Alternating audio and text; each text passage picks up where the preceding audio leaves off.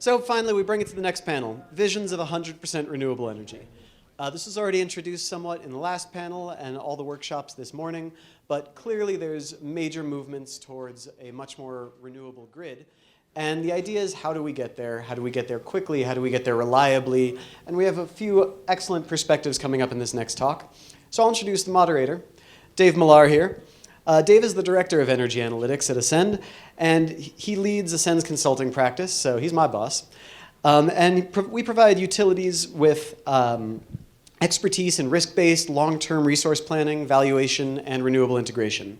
And Dave holds a master's degree in energy economics and policy from Duke University, and a bachelor's degree in earth science and political science from UC Santa Cruz. And considering that he went to UCSC, it probably shouldn't be too much of a surprise that he used to play didgeridoo and wore some big old earrings back in the day.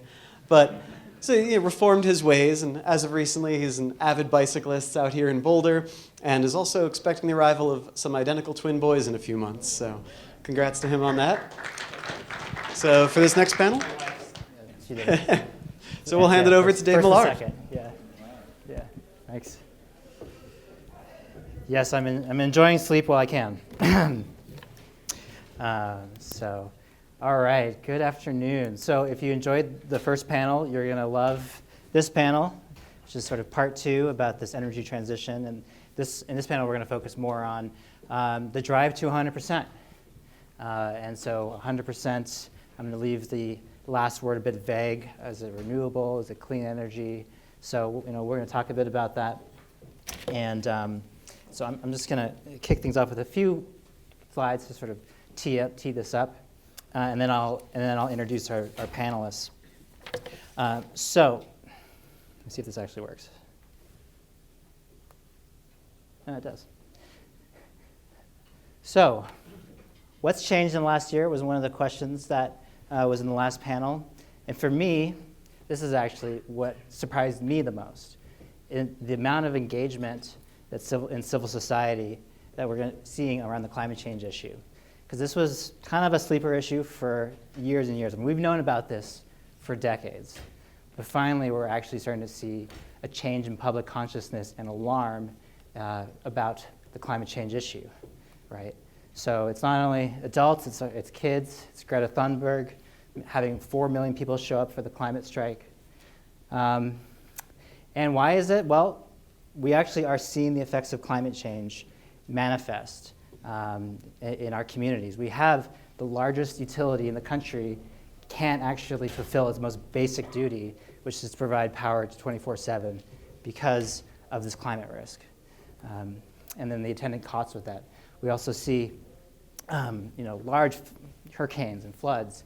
And we had I loved Chris's slide about the oil refinery underwater. So nature does win in the end, right? And so people are just kind of waking up to this, and they're demanding their policymakers and their utilities of who they're buying power from and engaging with that they want to see action, right? So the people asking, how do we get to 100%? According to IPCC, we need to rapidly transition to a decarbonized world, and we need to do it by mid-century in order to avoid the most catastrophic effects of climate change, right? So wind is great, solar is geothermal, is it small hydro, biomass, put all these things together. What is the role of nuclear? It's obviously the largest clean energy source we have, but as we've already seen, it has big economic challenges. So how do we properly value that clean energy? What do we do about those plants that we have? Are there potential new types of technologies? Maybe, we'll see. At the state level, we have a huge amount of activity in the last year towards this 100% goal. So California, of course, pioneered, well, actually, no, I'll take that back. Hawaii pioneered the way when they came out in their 2016 plan to get to 100% renewable by 2045, which Gary had mentioned that we helped them figure out that roadmap, right? California, also a leader, has gone to 60% RPS by 2030 and 100% greenhouse gas-free energy, carbon-free, by 2045. New Mexico has followed basically the same goals. We also have Colorado. We have high goals in Nevada, Oregon, Washington. It's not just in the West. We have New York, Maine, DC, and I think you'll see more and more states basically declare that this is the goal that they're going after. They're going for 100%, right? So we mentioned Hawaii. This is our resource plan with Hawaii. As you can see, the yellow is the solar. We have a large build out of solar, both onshore or utility scale and distributed. And then we also looked at a lot of offshore wind. And you can see the orange is what gets phased out, but even by 2034, we get to this sort of steady state where we just can't quite squeeze out that last bit of thermal because of the reliability issues. So if you're going to want to go 100%, we would have to start looking at things like biofuels, and maybe more in the future it might be hydrogen or ammonia. Right? Hawaii is of course a special example because, like Gary said, it is islanded. So California, again, this might be a 2045 picture, but we have a split amount of wind, solar, geothermal certainly, biomass, but still probably going to have about 10% gas, unless there's a change in the technology scene that we don't foresee right now that makes very long duration storage economic, right? But we still seem to have this need for backup gas, fast response thermal, right? But when we start to think about electricity and the whole problem as a system, we know that if we just decarbonize the electricity sector, that only solves a very small part of the problem. This is California. It's going to be, if you looked at the whole country, it'd be slightly different. But in California, you can see that 41% of the emissions are from transportation, right? California. I'm a Californian, and we do drive a lot, and then we also have only basically 15% of the emissions are from the electric power sector, and the rest are from agriculture, industry, buildings, right? So wonderful if we get to 100% electricity, GHG-free, but we don't really solve the problem until we transfer all the emissions from those other sectors in the electricity sector, right? So this is obviously a huge challenge, and that's what we're going to be talking about today with my distinguished panelists, which I'm going to introduce now. So to my immediate left, we have Tom Fallgren. Tom is the Vice President at Power Generation at Public Service New Mexico and has over 35 years of experience in power generation business, including operating power plant experience in nuclear, coal, natural gas, and renewables. Thomas holds a bachelor's in mechanical engineering from the University of Minnesota with high distinction and is licensed as a professional engineer since 1994. Let's give a round of applause for Tom. And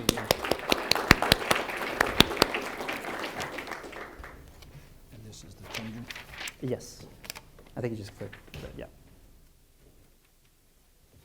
Very good. Hey, thank you. Wasn't sure.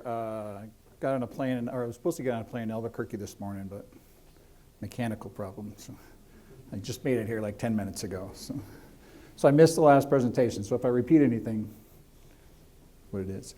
So here's New Mexico. Again, we're at a crossroads, obviously, not only our company, but the state, if you would. If we look forward, New Mexico is an interesting state. I think we all think we're unique, but New Mexico kind of unique in that I think we got one of the highest percentage of PhDs, but we also have one of the highest poverty levels in the nation. Right? We got the natural labs, but we've got a lot of poor folks and not a lot of. So if you look at New Mexico, I like to refer to us as the biggest small utility you can find, right? So so when you look at New Mexico, there's only about 2 million people in the state.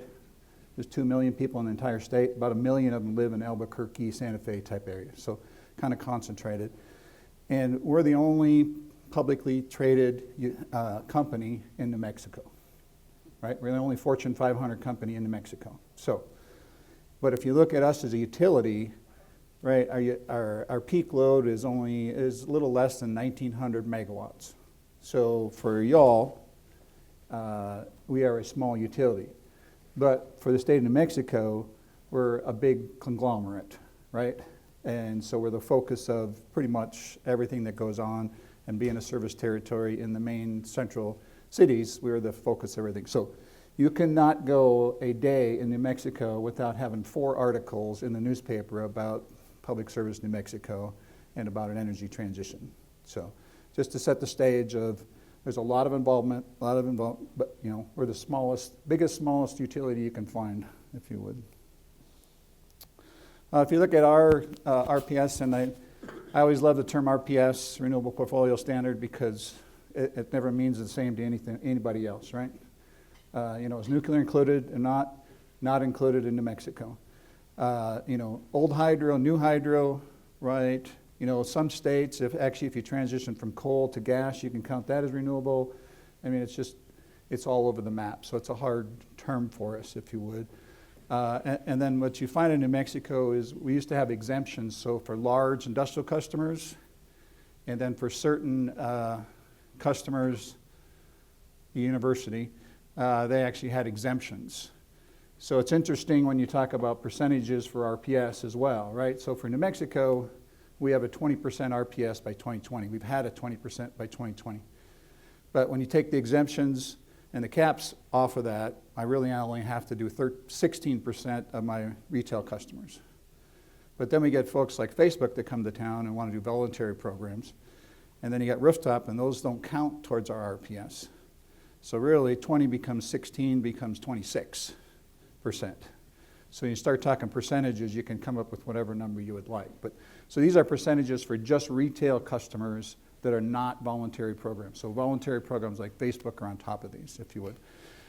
So one of the things New Mexico did is we initiated an Energy Transition Act, which I'm sure y'all have heard of. And one of the things the Energy Transition Act did is it eliminated those exemptions and caps. So we used to have old rules for 2020. Now we got new rules for 2020. So Energy Transition, ETA, if you would, on the screen. So those are our percentages. The other thing we did in 2040 is we recognized that, like, for PNM, 30% of my energy comes from Palo Verde nuclear plant. So the fastest way to decarbonize wasn't to necessarily also denuclearize, it was to decarbonize. And so we recognized that in 2040, we might want to have a certain provision to keep Palo Verde in there, just to continue that until the end of that license, which is in mid-2040s, if you would. And then 2045, we've changed the equation from RPS to carbon-free, so it's clearer what we're talking about, if you would. And then every CEO in the nation now is competing to be the best, biggest and the best. So our CEO has announced that we are actually making carbon-free by 2040 rather than the 2045 that's in the standard. So. And again, New Mexico enacted an Energy Transition Act, and what I like to tell people is that the key to that is really about the transition, not just forcing more renewables onto the system. So one of the things we've been able to do is look at our existing fleet. So again, we need to do this reliably, economically, but also environmentally friendly, right? Or consciously. So what we've looked at is, so when are the existing resources on our system, when would we naturally transition those anyway? And for our system, they kind of fit into those increases in RPS, if you would. So I'm retiring a coal plant, so I get to take those costs off of the customer.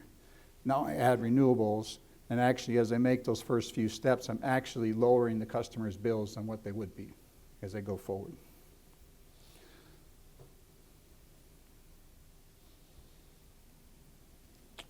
Our biggest change is, again, we're the smallest utility you can find.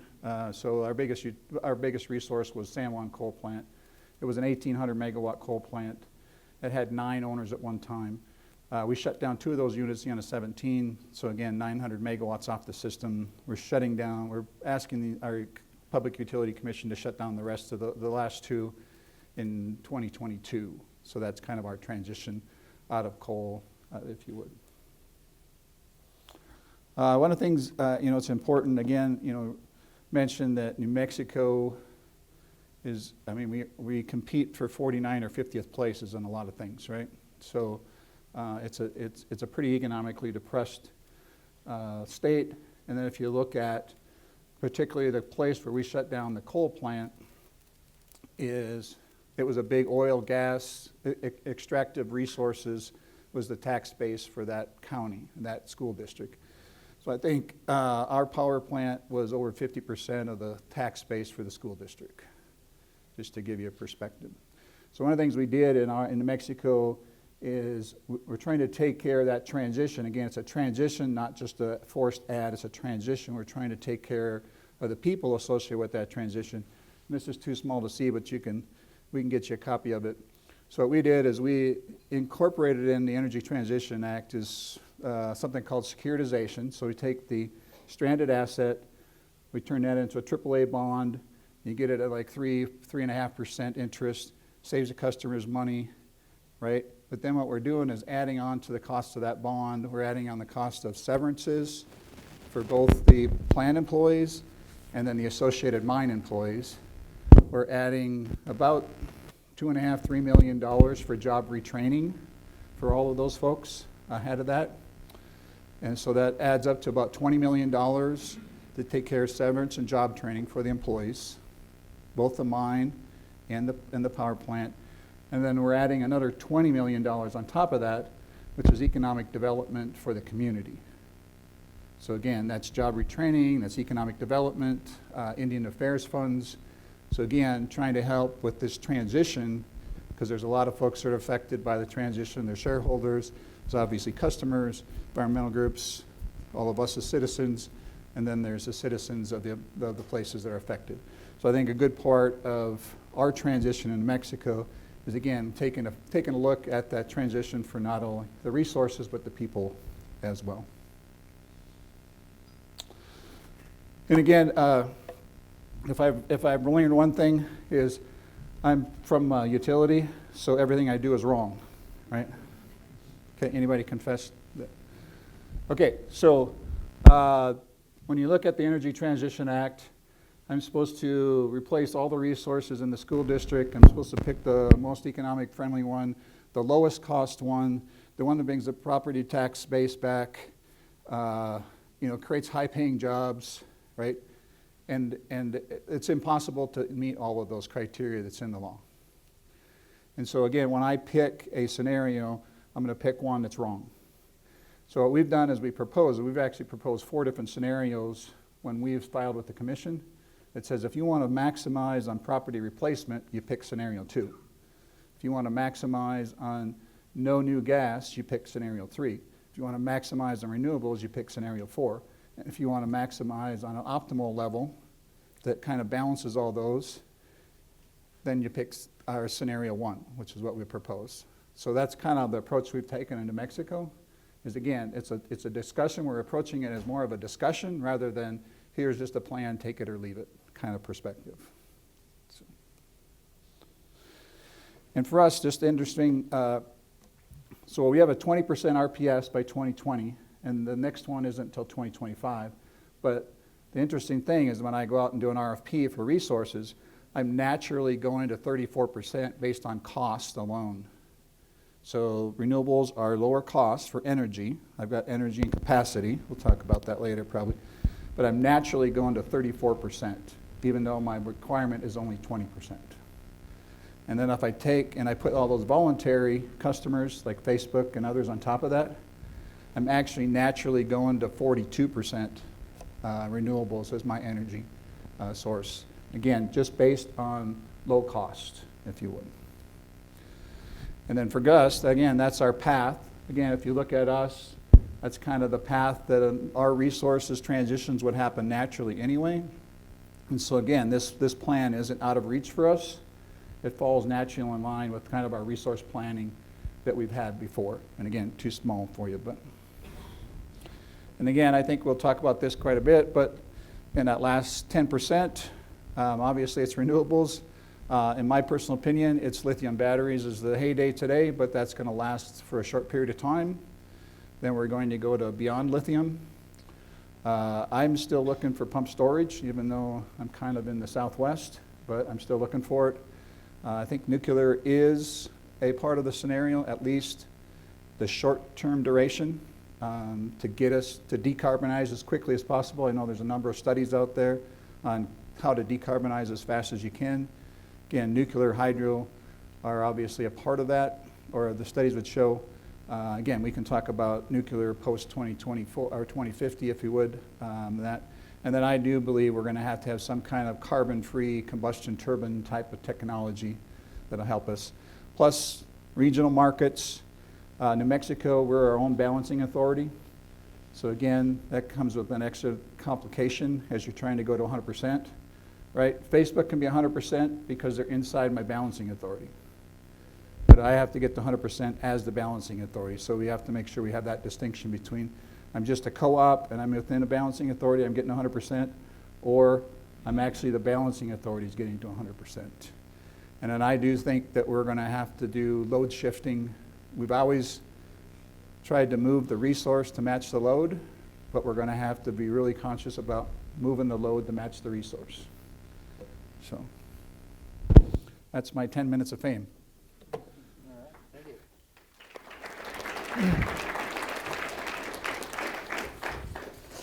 Great, thank you, Tom. Okay, our next panelist is Jonathan Adelman.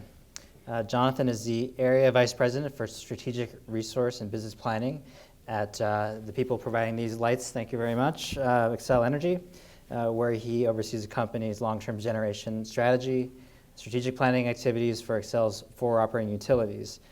Jonathan graduated from Washington and Lee University with a degree in accounting and special attainments in commerce and is an inactive certified public accountant. Jonathan, take it away. Thank you.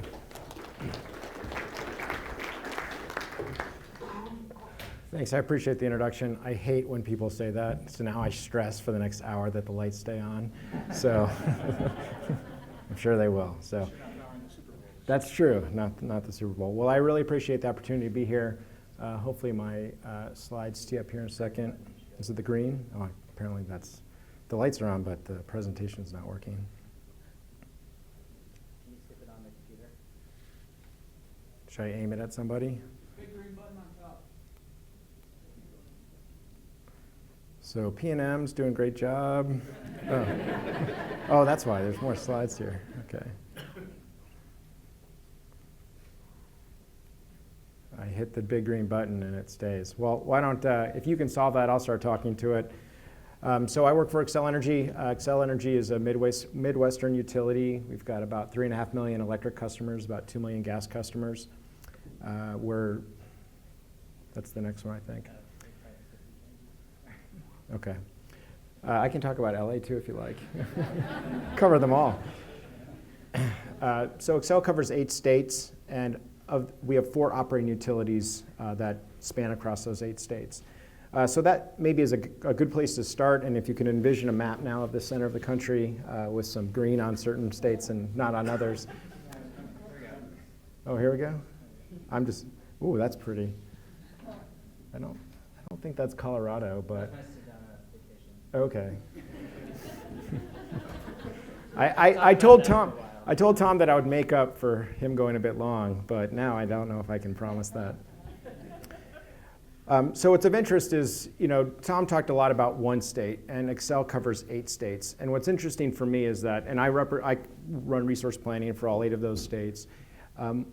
We have states matched together that we manage generation planning for that have very divergent policies. So for example, Southwestern Public Service is our company based in northern Texas, covers both the non-ERCOT portion of Texas and New Mexico. Tom talked a lot about the Energy Transition Act in New Mexico. Texas does not have a similar standard. I'm sure you're all very surprised by that. Both states are making progress in very different ways, and we're trying to manage through that transition across all of our states. With that said, we've made substantive progress, and really the core of that progress has been economics. If you look at our service territory, again, envision that map, we cover some of the windiest and sunniest components or center of the United States. And so we've frankly just seen amazing economics, and some of the comments Dwayne mentioned earlier regarding the ability to integrate renewables into the system and actually lower customers' costs is the transition that we've been on as a utility for a number of years now.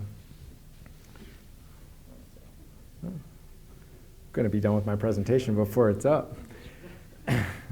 Xcel, and now I'm doing this all off of memory, so, oh, here we go.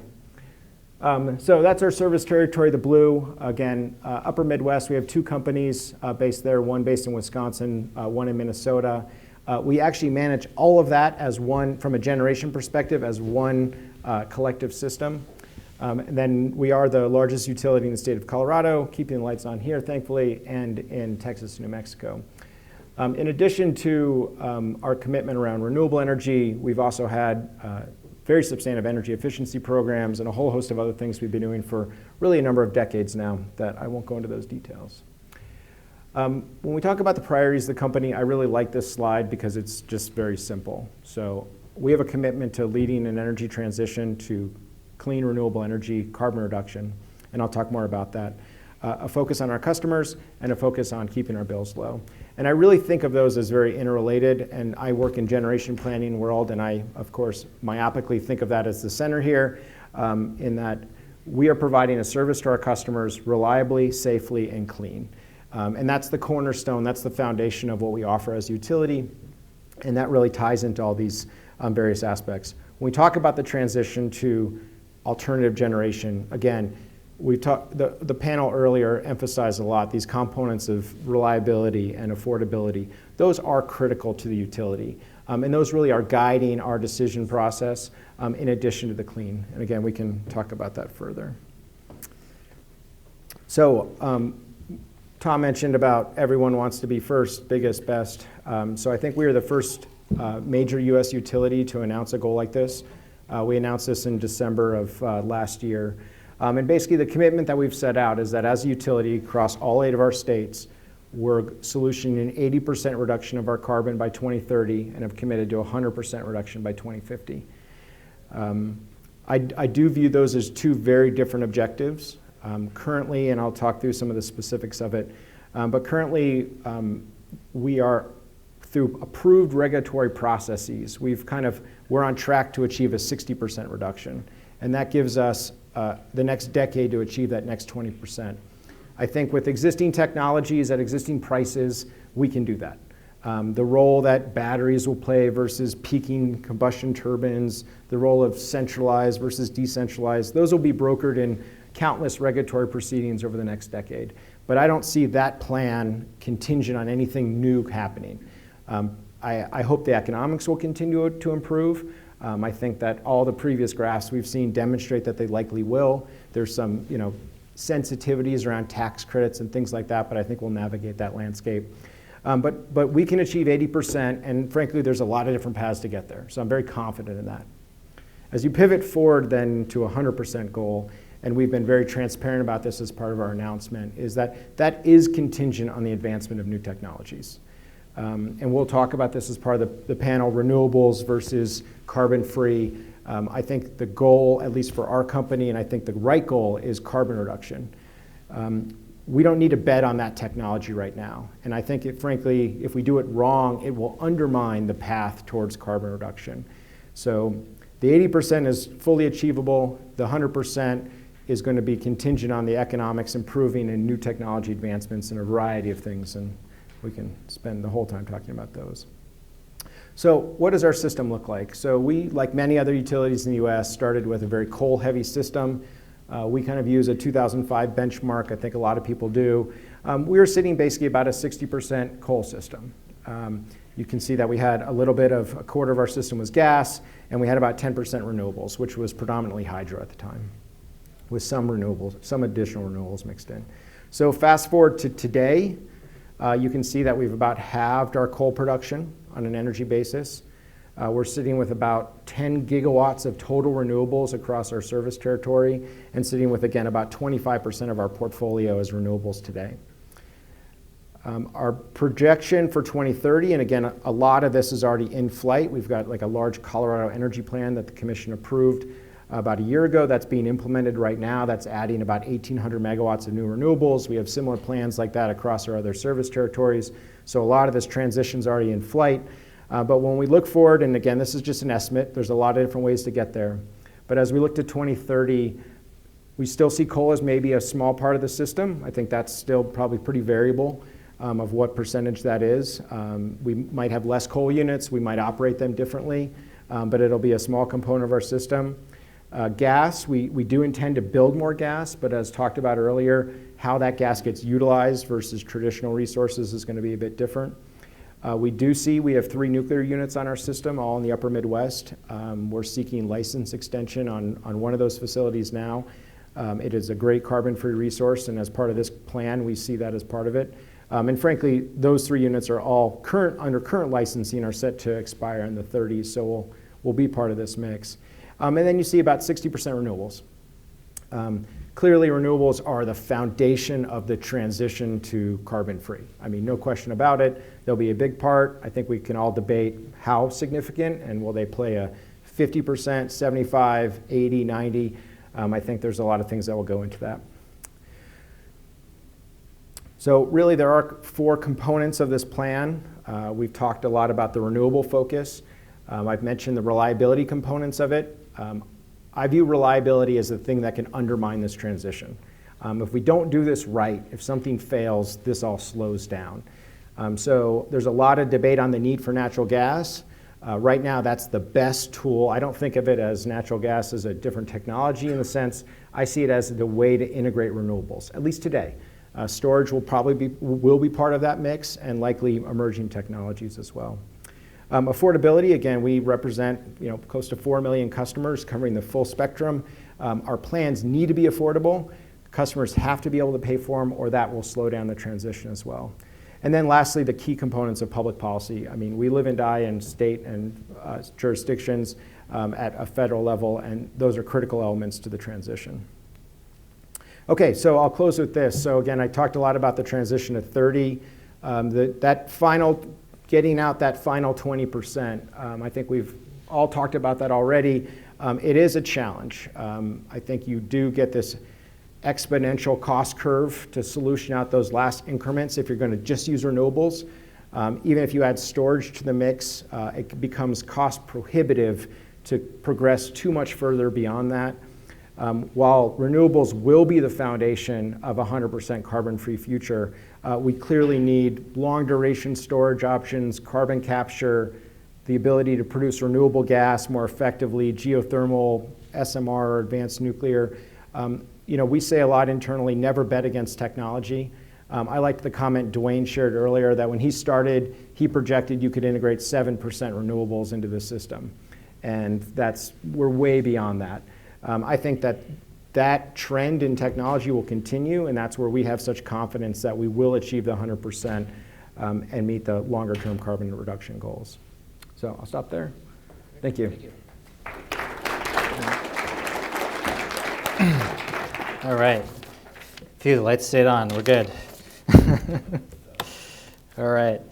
And last but not least, we have James Barner.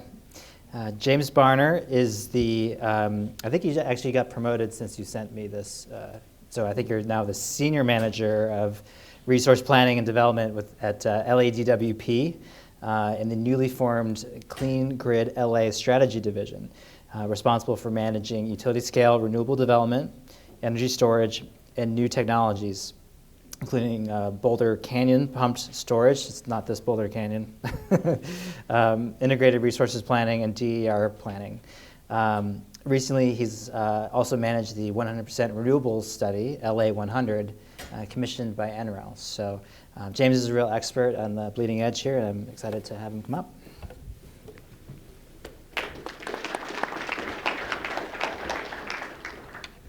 Thank you for having me today.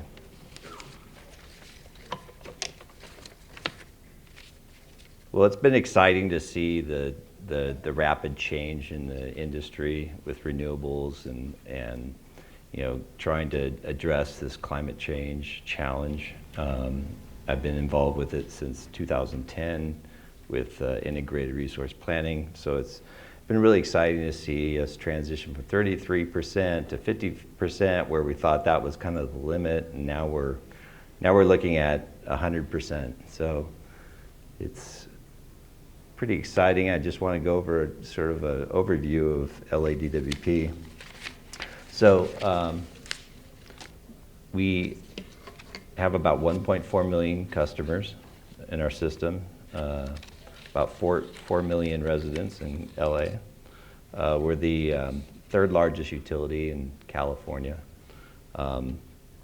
And we have a peak load of about 6,500 megawatts, which we reached back in 2017. That was about a 1 in 40-year load. At that time, we were pretty much maxed out with all of our resources. We actually were buying about 500 megawatts around the clock for that, to meet that 6,500 megawatt load. LA is fortunate in that we have about 25% of the transmission in the state of California. And two of the main paths that we have are HV high voltage DC lines. One is the Pacific DC intertie, and then the Southern Transmission System, which is from Intermountain from Utah. The STS was built to bring low-cost hydro down to Los Angeles, and we expanded that back in 2010 to put about 600 megawatts of wind resources up in the Pacific Northwest there. And then we send that down the DC line to Los Angeles. We also, on the STS in Utah, we have the Intermountain Generating Station, which is a coal-fired plant. It's about an 1,800 megawatt 2-unit plant. We're in the process of downsizing that, or repowering it with gas-fired generation. Originally it was 1,200 megawatts, and then we downsized it even further down to 840 megawatts, down to what we thought was the minimum that we needed at that location. And what we've done is taken these coal pathways, transmission corridors, and we're repurposing them for renewables. So the Navajo switching station, we sold off our interests back in 2016, and so we're looking at using that, as well as the Intermountain Generating Station for wind and solar up in that area. And then we have nuclear in our system, so we have Palo Verde, 380 megawatts there. And then our biggest corridor for renewables is the Barren Ridge Transmission Corridor. You can see Owens Gorge there in about the middle of the state. That's the eastern watershed of the Sierra Nevada range. We have hydro facilities along there, small hydro, but we have about 660 megawatts of solar that we've put on at that Barren Ridge location. And we have the Pine Tree Wind farm that we own, 135 megawatts. And this is one of the biggest power corridors in California, if not the biggest. So a lot flows on that line. A lot of our focus is there since we own the transmission. And we really want to maximize our transmission resources as much as possible. In Basin, we have 4 gas plants, Valley, Scattergood, Harbor, and Haines. These are critical to operating our transmission system. They allow us to bring in more power into our system than we could do without it. It prevents overloads on our system from bringing a lot of power into our basin. If lines fall off, these plants can operate to balance out the power flows within the basin. And these are our biggest challenge right now as we go forward. The Renewables Forecast. So back when SB 100 passed, we had just completed our IRP, 2017 IRP. And we were looking at, well, how are we going to get to 100% zero carbon by 2045? So we started planning this out. We have a very RPS policy to look at diversity in our renewable resources, which we think is really important, to have that interaction between all of the different resources, provide resource adequacy, and also to minimize gas usage, since our goal here is really to minimize carbon on our system. SB 100 allowed above 60%, 40% of it to be zero carbon, which still remains to be undefined. I'm certain it'll allow RPS, but we think that the sponsors of that legislation intended to have nuclear included in there and large hydro. So that remains to be seen as in the CEC regulatory process as we speak.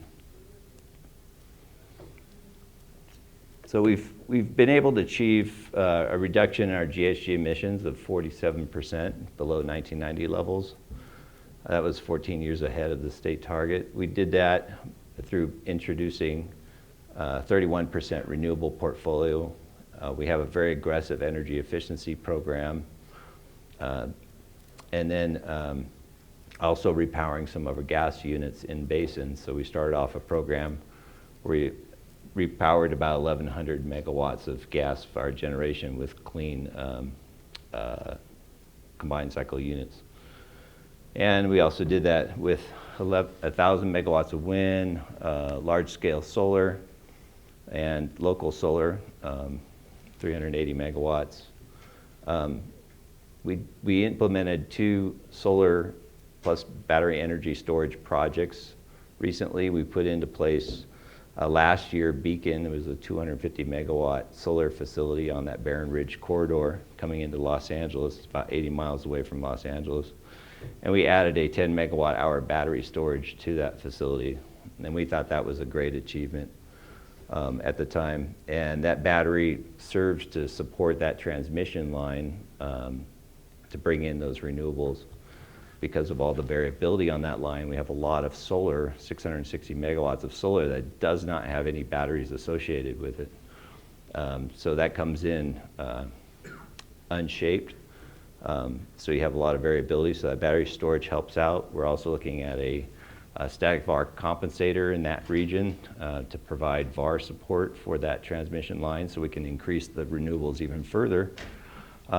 And with that SVC going into place, that would allow us to put into place Edelman 400 megawatt solar project with a 1,200 megawatt hour battery storage, which I had the pleasure of leading the team that negotiated that contract. 25 megawatts of that belongs to Glendale over here, and it's part of a SCAPA project. So we do all of our renewables through SCAPA, which is a Joint Powers Authority. We have, I think, 31 utilities are part of that. So we do joint projects together. Usually we're the lead on it, the bigger projects. So we are the larger utility of the group. But we negotiated that project. It's the largest solar and battery energy storage project in the nation. And I saw it earlier on the presentation that it was the lowest cost as well. We're moving forward with the IPP replacement in 2025, so we'll be coal-free by 2026. And we'll be replacing that with 840 megawatts of gas-fired generation, combined cycle units. And we will also be adding solar and wind to that as well, interconnecting there once that's completed. We're also upgrading the DC line, so we have 2 converter stations that we have to upgrade because they've reached their useful life, and so that project's going on as we speak. And our electric EV charger installed in Los Angeles, we've increased that to 3,000 EVs with a goal of 25,000 by 2030. So these are we created this Clean Grid LA division to basically address all of these. So we have all of the planning functions, integrated resource planning, distributed resource planning, and all of the large-scale renewables and in-basin local solar programs. We have energy storage, pump hydro, which are a Castaic plant, but we're also looking at other pump hydro plants. For instance, you might have heard of the Boulder Canyon pump storage plant, where we're making use of Hoover Dam and pumping water from Lake Mojave all the way up to Lake Mead. and increasing the capacity factor of that plant. So we're investigating that right now, studying that. We also have compressed air energy storage, so we're looking at long duration storage located at IPP, where the coal plant is. There happens to be a salt dome there, so we're in the middle of working with a partner on that project. And then distributed energy resources. We've always had an energy efficiency program. We're looking at doubling that energy efficiency that we achieved from 2010 to 2020, and then do that through 2030. We have a demand response program and a robust EV charging program. And we're looking at microgrids, especially on city-owned properties where we can add some resiliency to our system, like fire stations and rec centers, where we can have cooling centers that our residents can use in the event of emergency.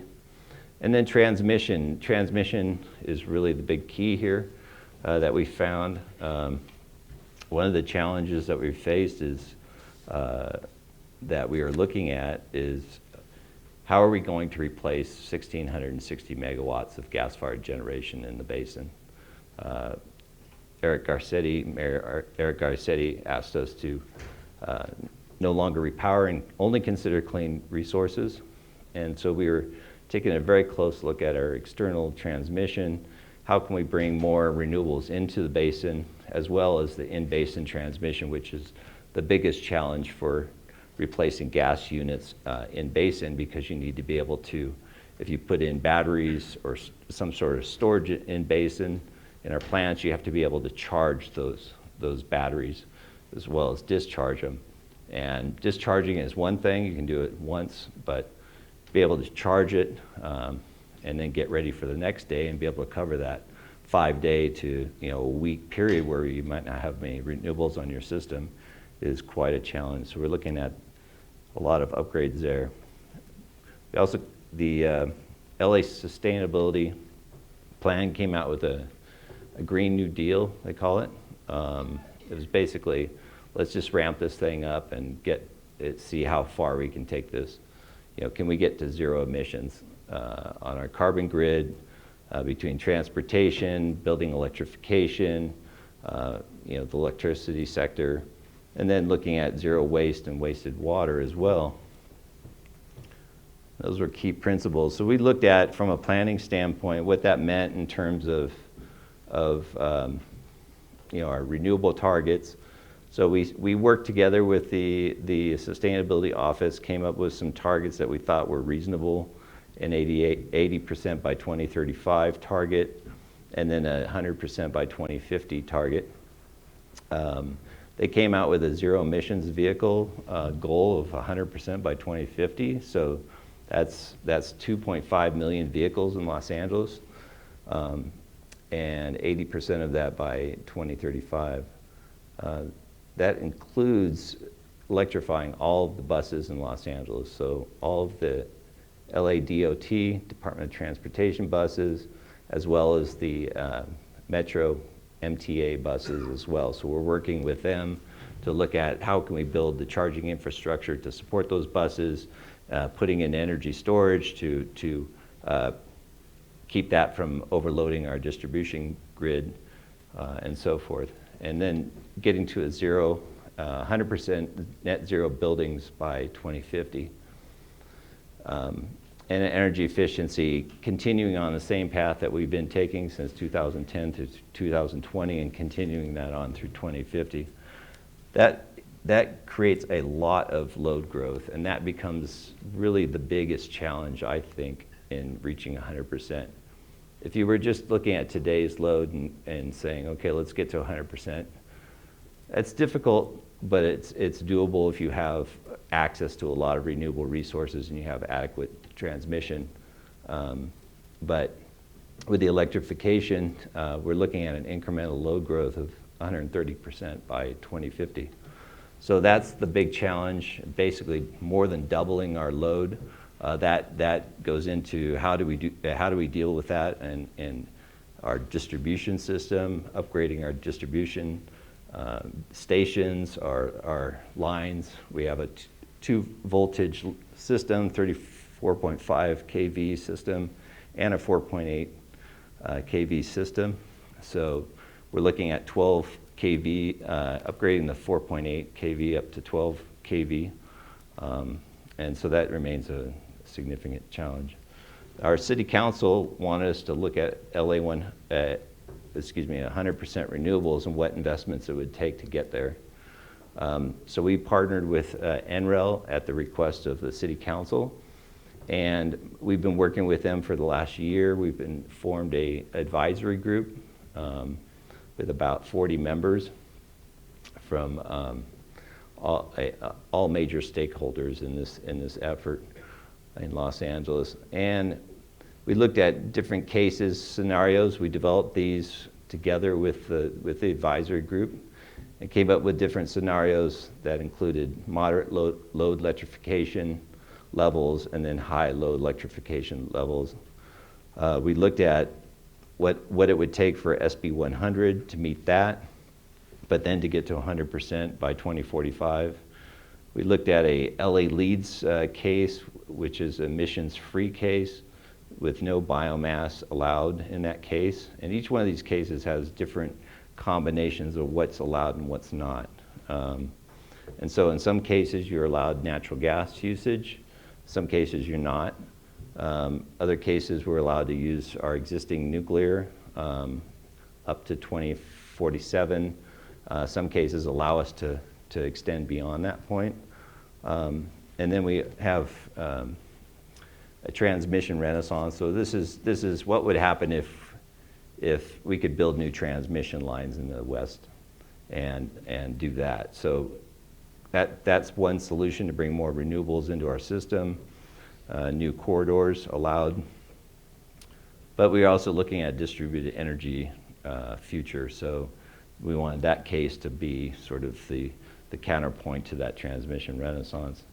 And so we're looking at a very high distributed energy a case as well. And then we're looking at to stress as much as possible. So the far right, the high load stress. What would happen if we had to go to very high load levels of electrifications, but energy efficiency was only moderate or low. So what that would entail. Thank you. All right. Thanks, James. Okay, so I'm going to mostly open this up to your questions, although I'm going to ask one question, and I'm going to try to make it a provocative one with my one question. So here goes. So there's this seems like an emerging consensus, at least what we've heard so far, about what do we do to replace retiring capacity. It sounds like a sort of this trinity of renewables, batteries, and fast thermal, flexible thermal. But let's just put myself in the position of maybe a policymaker, a regulator, or an advocacy organization and saying, you're telling me you're going to 100% renewable, but you're going to build a new gas plant right now. And then we have Chris's challenge as well, is that we already have plenty of gas, so what on earth are you guys smoking? That's actually what we ask here in Colorado, but I don't know about New Mexico yet. So what's your response to that?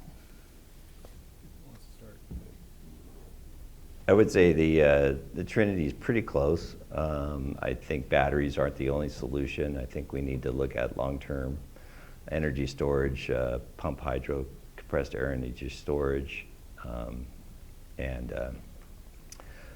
so I think that's a big part of it. I think transmission is also left out of it because you can't bring the renewables home if you don't have the transmission. So you need to increase your transmission capability.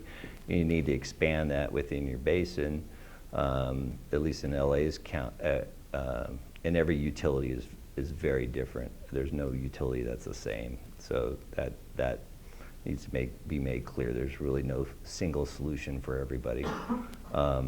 But transmission is a big part of that, I think, as well. And then distributed energy resources. So yeah, batteries behind the meter, definitely helpful with local solar. That's going to be, I like to look at that as kind of the tortoise in the race. You know, the utility scale is the stuff that we want to get those emissions, drive those emissions down as quickly as possible.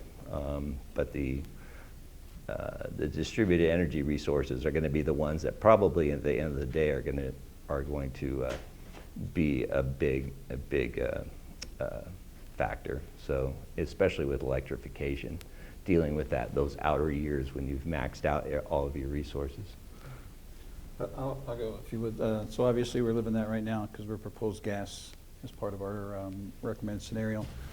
And at first blush it seems incongruent, but it's absolutely congruent. You know, this is requirements. You know, we've got to transition in a reliable, low cost, environmentally responsible manner to get that direction. So the gas we normally all have in our systems, a lot of it's combined cycle, a lot of it's inflexible gas. So in order to, you know, and what we've seen with more renewables on our system, and again, I was the guy that said 10% was the limit, but when you look at it, we just have so much more volatility on our system, as I've got to have something to react to that to provide the reliability of the system. And again, if you look at batteries right now, you know, is when you're looking at the cost of the batteries and the cost of maybe some flexible gas, the gas is winning out.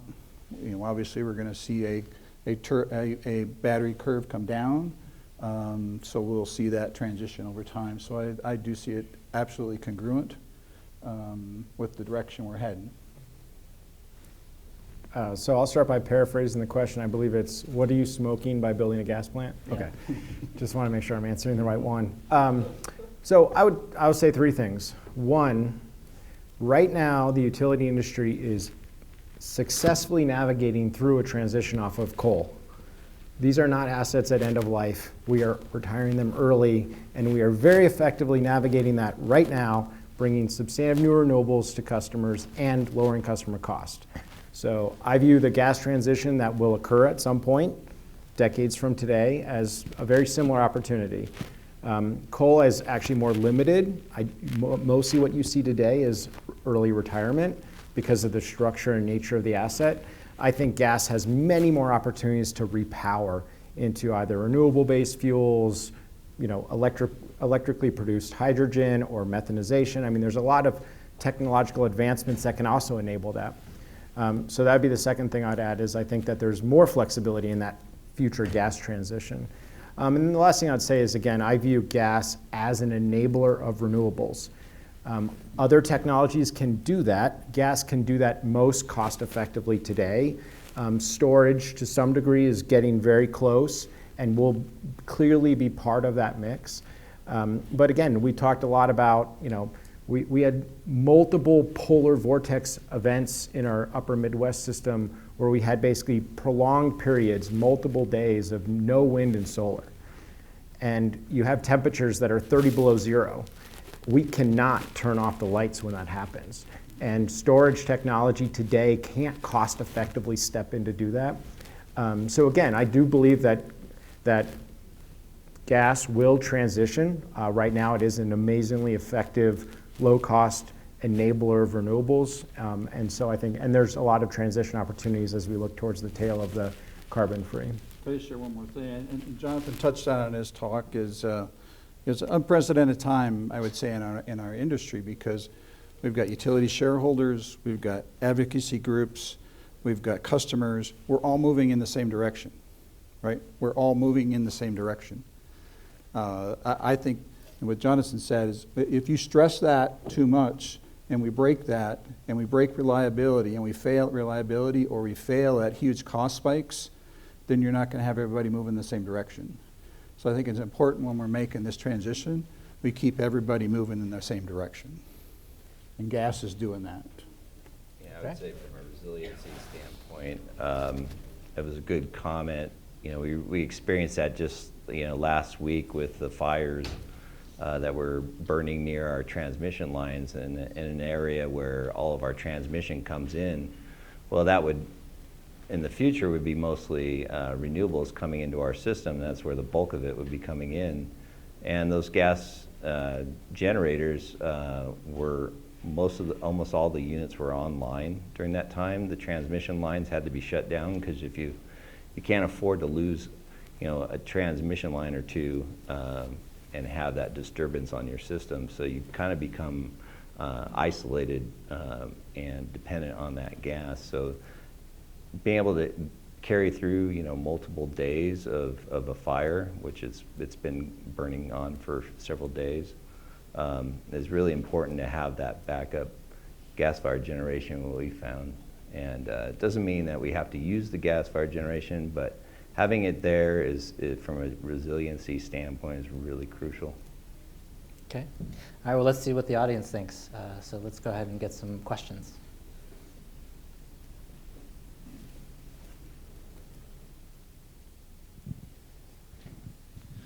For a question for all three of the panelists, if you could just quickly summarize for us, please, based on what you do have current regulatory approval to procure and what you're planning to procure, where are you with front-of-meter storage, both in terms of standalone applications and for those that will be paired with renewables?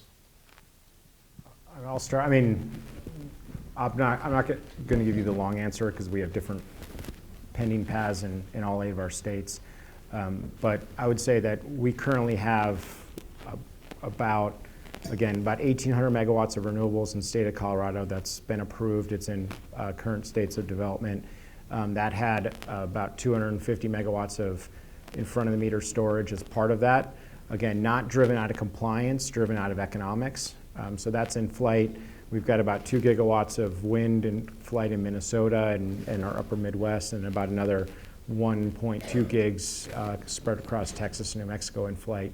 In addition, we have really robust community gardens and rooftop programs that have all kind of been pushing along, particularly in the upper Midwest. A really large program there. But as far as in front of meter storage, which I think was the second part of your question, again, that big piece in Colorado is moving forward. We're on the front end of a resource planning process in Minnesota that may see storage, but that's it right now. Real quickly for us, actually P&M Small Utility, we were the EPRI pilot project for battery, right? So we've got 1 megawatt. That's been on the system for quite some time, but we're proposing 60 megawatts behind solar, and we're proposing 70 megawatts in front of solar, so 130 megawatts. But remember, we're the biggest small utility you'll find, and so that's actually 5% of our capacity is 130 megawatts is 5% of our capacity, which is the biggest one we found, or bigger than anybody else we found. Yeah, for LADWP, we're authorized to go to 55% RPS by 2025, so that's really our near-term goal. So getting the renewable projects online. As far as in front of the meters, battery energy storage, we're very actively studying that right now, and that's to basically find out how we can retire 1,660 megawatts of gas-fired generation in our basin. So we are looking at power flow studies and resource adequacy studies, and what we found is we'll probably need somewhere in the neighborhood of 2,000 megawatts of storage for resource adequacy purposes. One of the challenges is determining exactly how much of that needs to be in basin versus out of basin. It's fairly straightforward to add energy storage to a solar project like Edelman, and we're doing that to all of our solar projects. But it's another thing to put it inside the basin, especially in a dense urban environment where there's limited land area available. And you need to be able to perhaps provide enough storage for 12 hours of duration. So that's really the challenge that we're finding. In some cases, 4 hours would work fine, but in some cases we're finding that even longer durations are needed to provide RMR resources in our basin. But we basically have the green light. Hey, find out, present a plan, give it to us, and we'll go forward from there.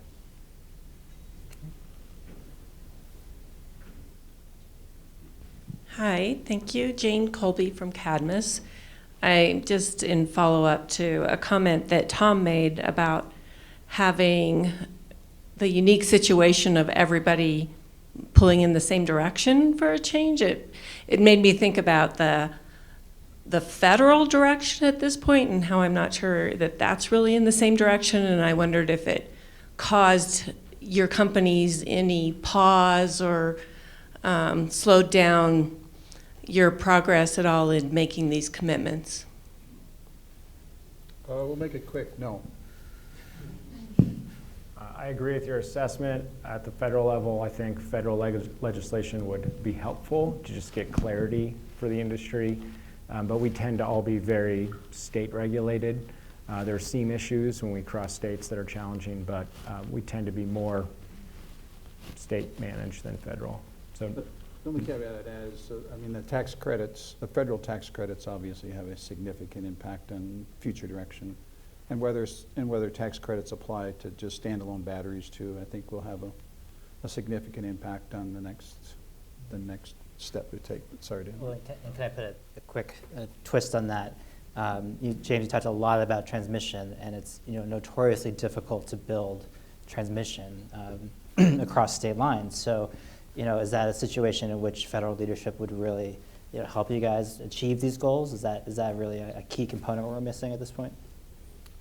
yeah, I think that's fair. I don't think it's limited to transmission. I mean, permitting hydro is a federal activity. So there's lots of places that an engaged, progressive federal government pushing for it would be helpful. I don't think it's not stopping us. We're obviously all collectively making a lot of progress at a state level. But obviously any type of improvement at federal level, either national standards or improvement in permitting process, all that stuff would be helpful. Tom. Yeah, as far as transmission lines, it takes 10 to 15 years, we find, to build transmission lines. So, streamlining that permitting process would definitely help somewhat. We're very state-driven, so we don't have a lot of effect except for the ITC. I agree with the comments that have made already. But, every bit helps.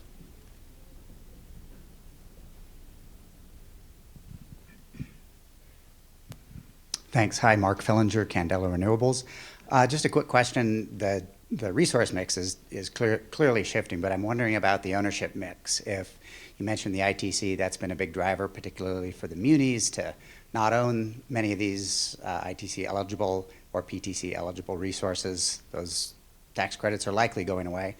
Do you see a change in the ownership structure? Piesco Xcel did the Evraz project recently that you'll be owning ultimately. So build, own, transfer, or other structures like that, do you see that more in the future, or do you think it'll mostly be PPAs going forward for procurement? I think for LADWP, we require respondents to our RFP at SCAPA to include an early buyout option at years 10, 15, 20, and 25. So we require that. It's an agreement that we have with our labor organizations that want to see us own at least 50% down the road. They allow us to have an option to qualify for that 50%, but we have an agreement to maintain that. So going forward, when the ITC goes away, I could see us owning more projects to maintain that 50% requirement that we have. I'll go next. I think I see a mix of it. I think that initially at the very front end of the renewable, when the technologies were kind of uncertain, utilities tend to be a little risk adverse, so I think let the market kind of develop those a bit. As you fast forward today, I mean, obviously, particularly with wind and solar, very mature. I think battery, there's storage, there's still some uncertainties as far as capital refresh and things like that, and degradation of the batteries. So those still have some uncertainties with them, but they're maturing very quickly. The reality of the setup is that the PPAs leverage the utility's balance sheet to get financing. So that enables the projects to be pretty heavily levered and to get pretty low cost. That's great, but then you need a healthy utility to do that. So I think having the healthy utility that has a good investment base, that's earning an authorized return, acts as a good counterbalance to that. So I think there'll be a mix. Yeah, I would echo emerging technology. I think battery ownership but the utility makes a lot of sense just because of the emerging technology part of it and just the evolve and the learning that we need to do with it. I will share with you one of my growing concerns is actually, what happens at the end of all these 20-year PPAs, right? I mean, so you're looking at, if you look at the model for a solar field today, it's ICTs, it's it's pretty aggressive financing. They're using the utility balance sheet. So a lot of these are getting sold to insurance companies, and they're taking 3% return on capital. You know all this, and they're postulating that the utility market will spike after 20 years, and they're speculating a large merchant tail at the end of the PPA. So they're saying, hey, it might be $50, might be $75 for a solar PPA in 20 years, which I'm not taking that bet, right, as a utility. So my fear then is you've got a lot of companies out there that got very thin margins on all these renewables, and this huge build that we've just done is going to come due again in 20 years. And now what are we doing? And do we have a backstop for all of that? And that's my fear. If we've got 90% of our energy, when we're trying to make it to the last 100%, and we've got 90% of our energy in PPAs, and it's all based on very thin margins and a financial model, that concerns me deeply.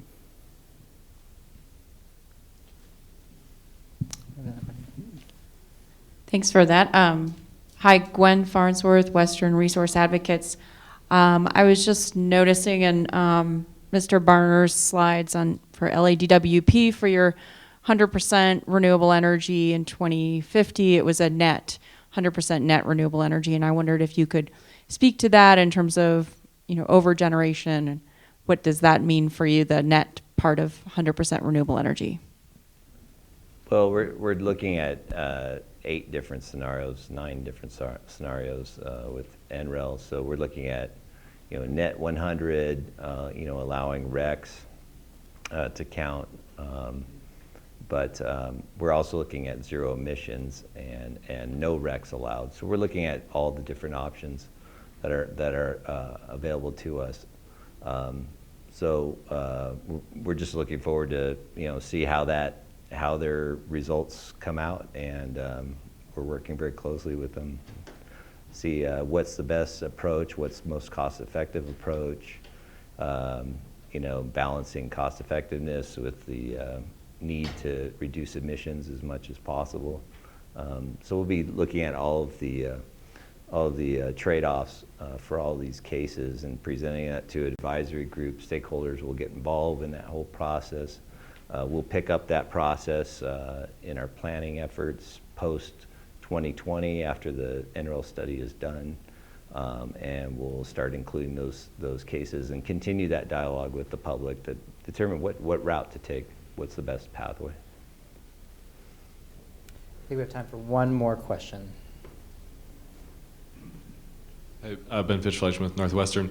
For the interim goals that you guys have, what metrics are you using for carbon emissions? Are you looking at total tons emitted from your generation? Are you looking at tons per megawatt hour generated, or tons per megawatt hour load served, and netting out, attributing carbon intensity to market purchases? Just curious what metrics you're using.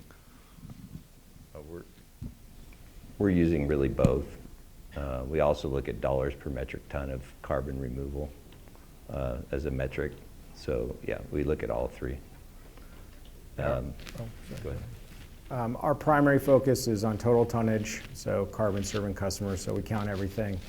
I would add, and some of the slides earlier spoke to some of the challenges with that long term. If you have the load growth, particularly like EVs, you're obviously making huge gains environmentally. Charging EVs on a 80% carbon-free utility system is a massive gain from the existing infrastructure.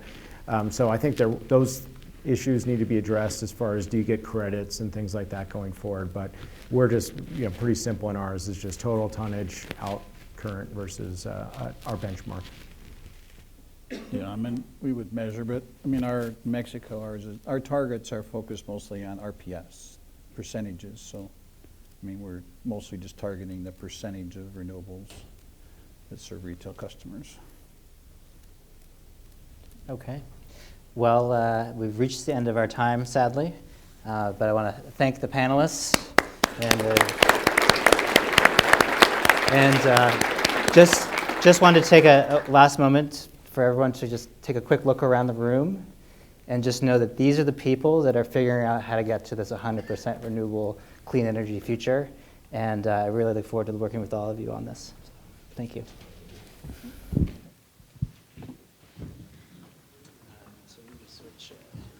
Switch back, just head back there.